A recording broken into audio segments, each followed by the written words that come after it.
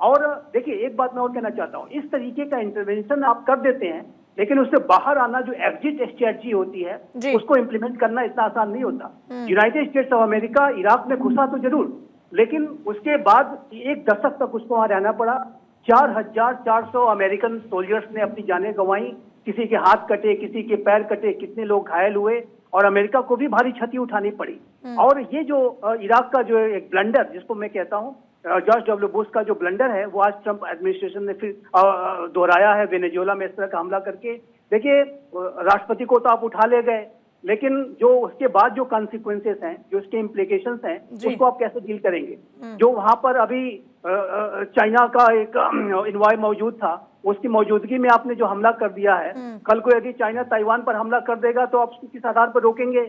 यदि रशिया जो है, जो यूक्रेन पर जो उसने हमला किया स्पेशल मिलिट्री ऑपरेशन करके, उसको आप कैसे आलोचना करेंगे? आपने भी तो एक स्पेशल मिलिट्री ऑपरेशन कर दिया, आज डेल्टा फोर्स भेज दी। वही डेल्टा फोर्स जो अबू बकर अल बगदादी को और सद्दाम हुसैन को जिसने टॉपल किया था, वही डेल्टा फोर्स आपने मदुरो के खिलाफ भी लगाई है। लेकिन अब कल को आप कैसे कहेंगे कि रशिया का जो स्पेशल मिलिट्री ऑपरेशन गलत था? नहीं, रशिया ने रूल्स बेस्ड ऑर्डर को वायलेट किया। आखिर किस आधार पर ये आलोचना करेंगे? देखिए ये जो ट्रेंड्स हैं पूरे विश्व के लिए बड़े खतरनाक ट्रेंड्स हैं, मैं इतना कहना चाहता हूँ। और इस तरीके से अगर महाशक्तियां ये अपने आप को परमानेंट फाइव भी कहते हैं, दुनिया के कस्टोडियन है और दुनिया की सारी जिम्मेदारी ले रखी है, और आप जो है रूल्स बेस्ड ऑर्डर को अब मन चाहे तरीके से वायलेट करेंगे, तो ये जाहिर है कि पूरे विश्व में महाविभीषिका को जन्म दे सकता है। मैं आपके बड़े सम्मानित चैनल के माध्यम से चेतावनी देना चाहता हूँ कि इस तरीके की स्थितियां किसी थर्ड वर्ल्ड वॉर को रूल आउट नहीं कर सकते। ये आपने बहुत बड़ी बात कही है, क्योंकि आप एक तरफ खुद को शांति दूत के तौर पर पेश करते हैं और शांति की अवहेलना आप खुद कर रहे हैं, ये सबसे बड़ा सवाल है। सर मैं आती हूँ वापस आपके पास में, और हमारे साथ में हमारी एक और खास मेहमान भी हैं, उनके पास में जल्दी से जाते हुए, क्योंकि हम बात कर रहे हैं फिर इकोनॉमी की। तो इकोनॉमी पर जब हम आते हैं मैम, तो सवाल ये आता है कि क्या ये पूरी की पूरी जो कोशिश है ये सिर्फ ब्लैक गोल्ड पर नजर टिकाने के लिए है? ये साजिश ब्लैक गोल्ड को लेकर है? और दूसरा, ग्लोबल इकोनॉमी पर, भारत की इकोनॉमी पर इसका क्या असर होगा? दीप्ति जी। देखिए पूजा जी, जैसे मुझसे पहले बाकी सब एक्सपर्ट्स बोल चुके हैं, ये शांति दूत होना, ये वर्ल्ड का कस्टोडियन होना, ये सब तो अगर आप मुझसे पूछे तो केवल एक ढकोसला, केवल एक आई वॉश, केवल एक अपना एक मास्ट व्हील करके ये जो चल रहा है, अमेरिका का है, चल रहा है। बेसिकली जो सारी लड़ाई है वो है तेल की, जिसको आप बोल रही हैं कि तेल का।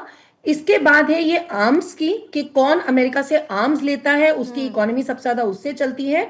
और इन दोनों मंसूबों को सफल करने के लिए एक पपेट गवर्नमेंट बनाने की, क्योंकि अगर हम बार बार बात कर रहे हैं कि वहां पे इंटरनल प्रॉब्लम्स हो रही थी, तो अगर हम इंटरनल प्रॉब्लम्स की बात करें तो भैया ये डिक्टेटरशिप और मोनार्की गवर्नमेंट्स तो ऑल ओवर द वर्ल्ड चल रही हैं, और आज से थोड़ी चल रही हैं, कितने सालों से चली आ रही हैं, ट्रंप के अपने दौरान चल रही हैं। तो तब क्यों नहीं स्पेन पे क्यों नहीं अटैक होता, चाइना पे क्यों नहीं अटैक करते? पाकिस्तान जो हमारा नेबर है, वहां हर दूसरे दिन कभी अयूब खान, कभी जियाउल हक, कभी अभी आसिफ मुनीन, ये अपने आप को ज्यादा इलेक्टेड गवर्नमेंट से ज्यादा अपने आप को स्ट्रांग बना लेते हैं। तो वहां क्यों नहीं अमेरिका को दिखता है कि इंटरनल प्रॉब्लम्स चल रही हैं? तो ये अगर हम ड्रग कार्टेल की बात करें तो तब उनको कोलंबिया क्यों नहीं दिखता, उनको मेक्सिको क्यों नहीं दिखता? क्योंकि वहां उनकी पपेट सरकार है, वो उनको सपोर्ट करती है। पाब्लो एस्कोबार हम सबने नाम सुन रखा है, कोलंबिया से है वो। एंजल फेलिक्स के नाम हम सबने सुन रखा है, वो मेक्सिको से है। ड्रग कार्टेल्स में तो ये सबसे ऊपर है ना। तो ये तो बिल्कुल वही बात हो गई कि तुमने नहीं तो तुम्हारी माँ ने, तुम्हारे दादा ने, किसी ने तो पानी गंदा किया होगा, मैं तुम्हें खाऊंगा। ये स्ट्रैटेजी अपना के अमेरिका इस समय काम कर रहा है कि मुझे केवल वहां पपेट सरकार चाहिए। और आप इकोनॉमी की बात करी थी अभी, क्योंकि हाल फिलहाल में उसका ईरान के साथ भी प्रॉब्लम चल रही है, तो अगर हम देखें तो खमीनी के साथ 81 से 86 तक तो अमेरिका के बहुत अच्छे संबंध थे। वो क्यों थे? क्योंकि तब वो उनसे आर्म्स परचेज कर रहा था। तो जब तक तो सरकारें उनसे आर्म्स परचेज करती रही, उनके मन मुताबिक काम करती रहे, तब तक तो सब कुछ ठीक रहता है अमेरिका के लिए। और इंटरनल प्रॉब्लम्स क्या, अमेरिका की इकोनॉमी में कम इंटरनल प्रॉब्लम्स है पूजा। अगर हम देखें अक्टूबर 2025 में ट्रंप की रिजीम की बात करते हैं, ट्रंप 2 की रिजीम में अक्टूबर 25 में नो किंग्स मूवमेंट हुआ, जून 25 में उससे पहले वही नो किंग्स मूवमेंट हुआ था। उनका जब उन्होंने गवर्नेंस एफिशिएंसी की सरकार खोली थी, तब डिपार्टमेंट खोला था, तब हैंड्स ऑफ प्रोटेस्ट हुआ था। 2018 में वुमेन्स मार्च हुआ था। तो अपनी इंटरनल प्रॉब्लम्स तो अमेरिका को दिखती नहीं है, दूसरों के ऊपर बिग डैडी बन के हमला करना, क्योंकि उनको पपेट सरकार चाहिए। मतलब लिटरली यहाँ पे ये होता है कि या तो मैं जैसे बड़ी इकोनॉमीज हैं, अब इंडिया के जो माननीय मोदी जी के समय जो सरकार चल रही है, आंख दिखाने की हिम्मत नहीं होती है तो टैरिफ्स का खेल खेल दो, मतलब हमला कर दो, नहीं तो पपेट सरकार बिठा दो, नहीं तो टैरिफ्स कर दो। ये सब कुछ केवल इकोनॉमी और अपनी super power big daddy establish करने का चल रहा है। सर आपके पास आते हुए एक बड़ा इंपॉर्टेंट सवाल है, क्या ये हाइब्रिड वॉरफेयर का एग्जाम्पल है?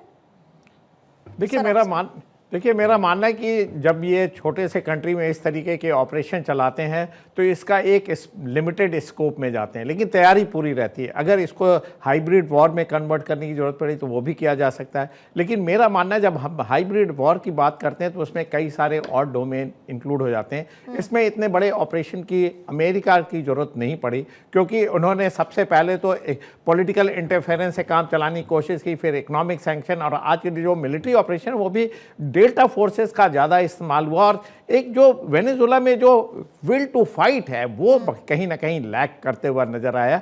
उसके पहले तमाम तरीके के उनके मिलिशिया फोर्सेस की बात आ रही थी, मिलिट्री प्रिपेयर्डनेस की बात आ रही थी, लेकिन इन सबको ग्राउंड पे आते हुए, एक्शन में आते हुए देखा नहीं गया। विद इन 4 आवर्स में एक कंट्री के हेड ऑफ स्टेट को आप कैप्चर कर लेते हैं और उसको देश के बाहर ले जाते हैं। ये कैसी आपकी सुरक्षा नीति थी? ये एक आपने राउंड फायर नहीं हुआ, आपके जो एयर डिफेंस सिस्टम पूरा फेल हुआ।